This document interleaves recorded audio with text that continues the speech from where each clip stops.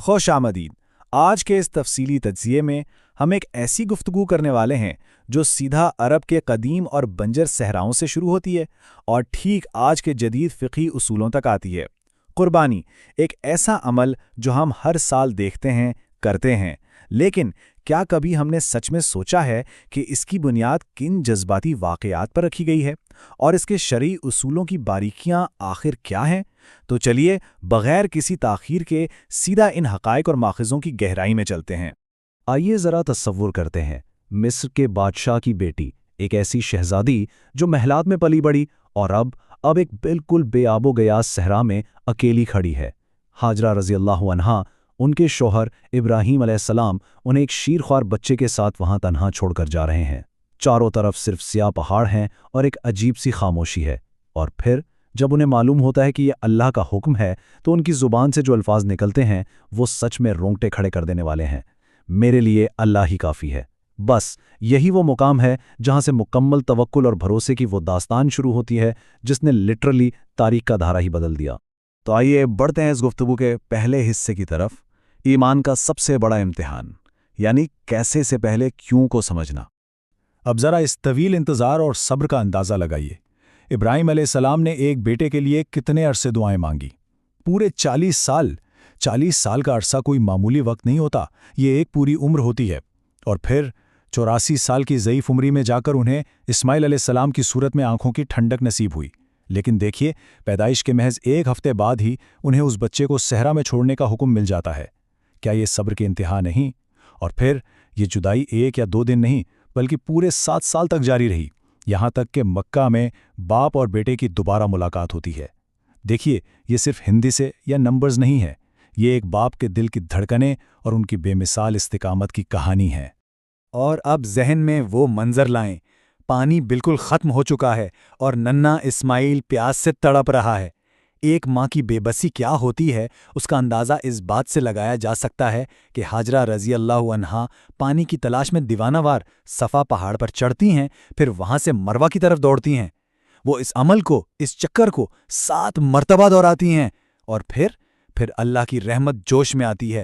اس ماں کی تڑپ کے انعام میں زمین سے زمزم کا وہ چشمہ پھوٹ پڑتا ہے جو، سوچئے ذرا، آج 1400 سال بعد بھی اسی طرح بہہ رہا ہے اور آج بھی کروڑوں لوگوں کی پیاس بجھا رہا ہے۔ سبحان اللہ۔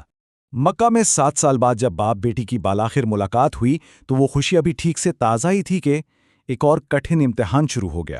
اور یہ کوئی ایک رات کا واقعہ نہیں تھا، مسلسل 3 راتوں تک ابراہیم علیہ السلام نے خواب دیکھا۔ پہلی رات کے خواب کے بعد انہوں نے 100 اونٹ قربان کیے، دوسری رات 100 بکریاں قربان کی، مگر تیسری رات پھر وہی آواز آئی کہ اپنی سب سے قیمتی چیز قربان کرو۔ اب جا کے انہیں سمجھ آ گیا کہ اللہ کو اونٹ یا بکریاں نہیں چاہیے تھیں، بلکہ ان کی وہ سب سے قیمتی چیز درکار ہے جس کے لیے انہوں نے 40 سال تک دعائیں کی تھیں، یعنی ان کا اپنا لاڈلا بیٹا۔ یہ سچ میں وہ مقام ہے جہاں انسان کی عقل دنگ رہ جاتی ہے۔ جب ابراہیم علیہ السلام نے اپنے 7 سالہ بیٹے کو اس خواب کے بارے میں بتایا تو اس ننھے بچے کا جواب جانتے ہیں کیا تھا؟ ابا جان، آپ کو جو حکم ہوا ہے اسے کر گزریے۔ ذرا سوچئے اس بات پر، یہ کسی بالغ تجربہ کار انسان کے الفاظ نہیں ہیں، یہ ایک صرف 7 سال کے بچے کا اپنے رب کی رضا کے سامنے مکمل سر تسلیم خم کرنا ہے۔ یہ چھوٹا سا اقتباس ہمیں بتاتا ہے کہ اصل تربیت اور ایمان کا معیار آخر ہوتا کیا ہے۔ اچھا، ہم سب جانتے ہیں کہ نیکی کے راستے میں رکاوٹیں تو ضرور آتی ہیں۔ منع کی وادی کی طرف جاتے ہوئے شیطان نے اس خاندان کو بہکانے کی پوری کوشش کی۔ پہلے اس نے ابراہیم علیہ السلام کو، پھر ہاجرہ رضی اللہ عنہا کو، اور آخر میں تو اس نے ننھے اسماعیل علیہ السلام کو بھی ورگلانے کی کوشش کی۔ لیکن اس عظیم خاندان کے ہر فرد نے اللہ کے حکم پر یقین کامل کا مظاہرہ کرتے ہوئے شیطان کو 7 کنکریاں مار کر وہاں سے بھگا دیا۔ اور جیسا کہ ہم دیکھتے ہیں، آج حاجیوں کا جمرات پر کنکریاں مارنا بالکل اسی عظیم واقعے کی ایک زندہ یادگار ہے۔ آئیے اب اس لمحے کی نزاکت کو محسوس کرتے ہیں۔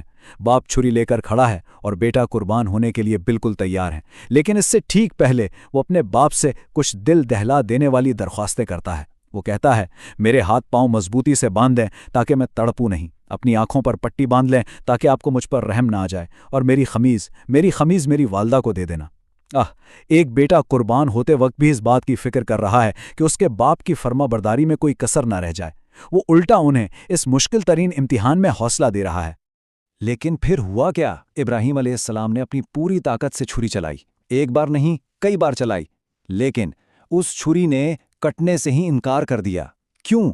کیونکہ اللہ نے چھری کا حکم دے دیا تھا کہ وہ اسماعیل کا ایک بال بھی بیکا نہ کریں۔ اور پھر آسمان سے آواز آئی کہ اے ابراہیم، تم نے خواب سچ کر دکھایا۔ پھر جبرائیل علیہ السلام جنت سے ایک مینڈھا لے کر آئے جسے اسماعیل علیہ السلام کی جگہ قربان کیا گیا۔ یہ اس بات کی سب سے بڑی حتمی دلیل ہے کہ اللہ کو کبھی بھی انسانی خون یا گوشت درکار تھا ہی نہیں۔ اللہ تو بس یہ دیکھنا چاہتا تھا کہ اس کے بندے کے دل میں سب سے زیادہ محبت آخر ہے کس کی۔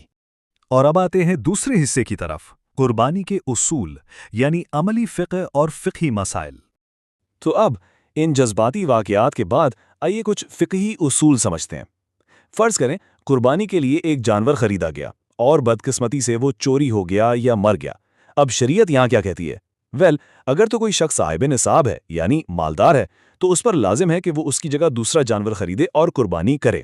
لیکن، اور یہ پوائنٹ بڑا انٹرسٹنگ ہے، اگر ایک غریب شخص جس پر قربانی ویسے فرض نہیں تھی، اس نے شوق سے جانور خریدا تھا تو اس پر سے قربانی ساقط ہو جائے گی، ختم۔ کیوں؟ کیونکہ فقہ کی روح سے ایک غریب کا جانور خریدنا ایک نظر یعنی منت کے زمرے میں آتا ہے جو صرف اسی مخصوص جانور کے لیے تھی۔ جانور نہیں رہا تو نظر بھی ختم ہو گئی۔ ہے نا کتنا دلچسپ اصول؟ لیکن اب ذرا اس مسئلے کی پیچیدگی کو دیکھیے۔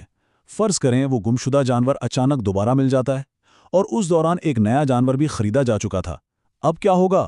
مالدار شخص کے لیے حکم یہ ہے کہ وہ دونوں میں سے کسی ایک کی قربانی کر دے، حالانکہ دونوں کی کرنا بلا شبہ افضل ہے۔ لیکن حیرت انگیز طور پر اگر اس غریب شخص کو اس کا پہلا جانور مل جائے تو اسے ان دونوں جانوروں کی قربانی کرنی پڑے گی۔ جی ہاں، دونوں کی، کیونکہ پہلا جانور بھی نظر تھا اور اس کی جگہ لیا گیا دوسرا جانور بھی نظر بن چکا تھا۔ یہ اصول ہمیں کتنی خوبصورتی سے بتاتا ہے کہ شرعی احکامات میں نیت اور حیثیت کا کتنا گہرا عمل دخل ہے۔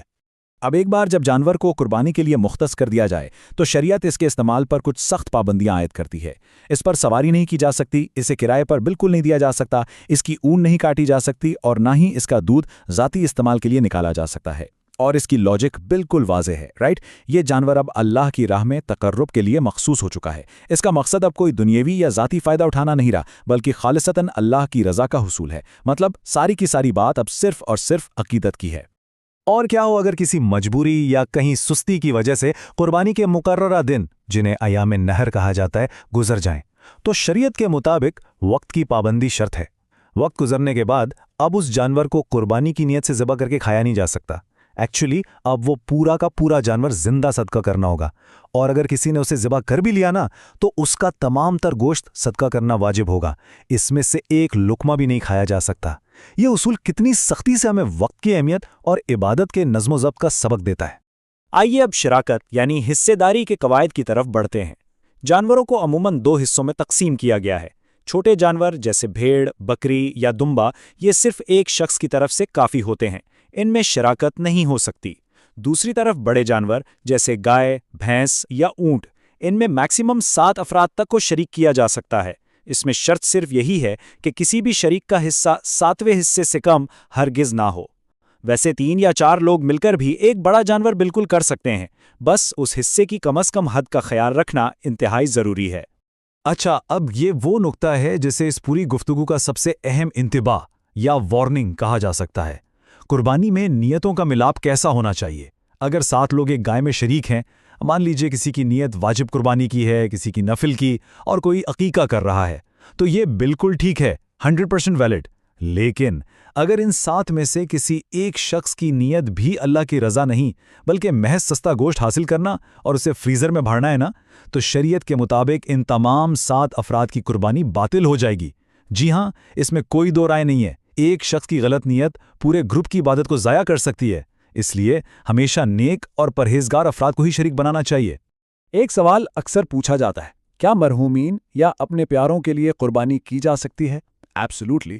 ہمارے ماخذ ہمیں بتاتے ہیں کہ یہ ایک انتہائی خوبصورت اور جائز عمل ہے۔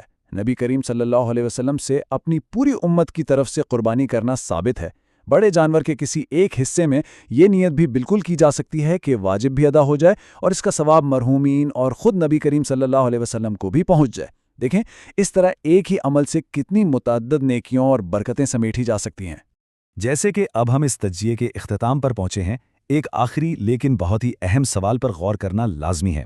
ان تمام تاریخی واقعات اور فقہی باریکیوں کو سمجھنے کے بعد ذرا دل پر ہاتھ رکھ کر سوچیے، جب اس سال قربانی کا جانور لایا جائے گا تو کیا ہمارے ذہنوں میں صرف اس کے گوشت کی تقسیم، فریزر کی جگہ اور دعوتیں ہوں گی، یا ہمارے دلوں میں وہ جذبہ موجزن ہوگا جس نے ابراہیم علیہ السلام کو اپنا سب کچھ اللہ کے حضور پیش کرنے پر آمادہ کیا تھا؟ یاد رکھیے، اللہ تک ہمارے جانوروں کا گوشت یا خون ہرگز نہیں پہنچتا، بلکہ وہاں تو صرف ہمارا تقویٰ اور ہماری نیت پہنچتی ہے۔ تو کیا ہماری قربانی واقعی اس عظیم لگن کا عکس ہے؟ یہ واقعی ایک ایسا مقام ہے جس پر غور کرنا بنتا ہے، اور ہاں، جاننے اور سیکھنے کا یہ شاندار سفر ہمیشہ جاری رکھیے گا۔